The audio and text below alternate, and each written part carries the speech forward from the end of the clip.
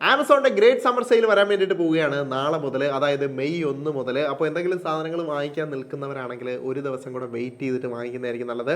HDFCയുടെ credit കാർഡൊക്കെ ഉണ്ടെങ്കിൽ നിങ്ങൾക്ക് 10% discount ഉണ്ട്. പിന്നെ കുറച്ച് ഓഫേഴ്സും കാര്യങ്ങളും ഒക്കെ റിവീൽ ചെയ്തിട്ടുണ്ട്. നിങ്ങൾ പ്രൈം സബ്സ്ക്രൈബർ ആണെങ്കിൽ നിങ്ങൾക്ക് 12 മണിക്കൂർ മുന്നേ ഈ ഒരു ഡീൽസ് ഒക്കെ ആക്സസ് ചെയ്യാൻ വേണ്ടിയിട്ട് പറ്റും.